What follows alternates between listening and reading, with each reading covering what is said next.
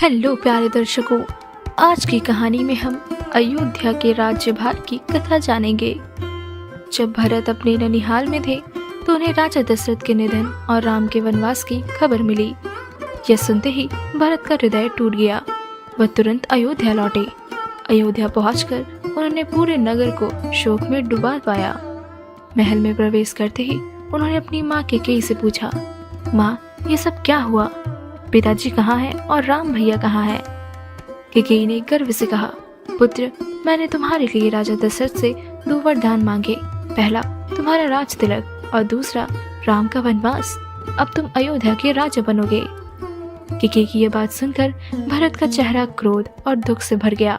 उन्होंने कहा, माँ, आपने ये क्या किया? आपने अपने स्वार्थ के कारण हमारे परिवार को तोड़ दिया। राम भैया की अयोध्या के सच्चे राजा हैं। आपने अन्याय किया है। भरत ने महल में उपस्थित सभी लोगों से कहा, मैं ये राज्य स्वीकार नहीं करूंगा। यह राज्य केवल राम भैया का है। मैं उनका स्थान कभी नहीं ले सकता। भरत ने राजा दशरथ की अंतिम क्रीड़ा पूरी करने के बाद राज्यसभा में सभी मंत्रियों और गुरुओं से कहा, मैं इस सिंहासन पर बैठने योग्य नहीं हूँ। यह राज्य केवल राम भैया का है।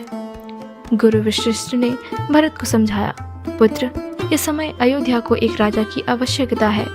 प्रजा को नेतृत्व की जरूरत है। तुम्हारा कर्तव्य है कि तुम राम की अनुपस्थिति में राजा का संचालन करो। भरत ने उत्तर दिया, गुरुदेव, मैं केवल राम भैया के प्रतिनिधि के रूप में यह राज्य चला सकता हूँ। मैं उनके बिना इस सिंहासन पर नहीं बैठ सकता। भरत ने अपने भाइयों शत्रुघ्न और गुरु वशिष्ठ के साथ चित्रकूट जाने का निर्णय लिया। वह राम से निवेदन करना चाहते थे कि वे वापस अयोध्या लौटे और राजा बने। चित्रकूट पहुंचकर भरत ने राम के चरणों में गिरकर कहा, भैया, यह अयोध्या आपका है। मैं इस सिंहासन का अधिकारी नहीं हूँ। कृपया वापस चलिए और अयोध्या का राज्य संभालिए। राम ने भरत को उठाते हुए कहा, प्यारे भाई, यह पिता की आज्ञा है। हमें धर्म और कर्तव्य का पालन करना चाहिए। मैं 14 वर्षों का वनवास पूरा करके ही अयोध्या लौट सकता हूँ। भरत ने राम से प्रार्थना की, भैया, यदि आप वापस नहीं लौट सकते तो कृपया अपनी चरण पादुका मुझे दे दीजिए। मैं उन्हें अयोध्या की गद्दी पर रखकर राज्य चलाऊंगा। मैं केवल आपका सेवक बनकर काम करूंगा। राम ने भरत के त्याग और धर्म का सम्मान करते हुए अपनी चरण पादुका दी। उन्होंने कहा, भरत, तुम्हारा यह प्रेम और त्याग मुझे प्रेरित करता है। तुमने सच्चे भाई और राजा का कर्तव्य निभाया है।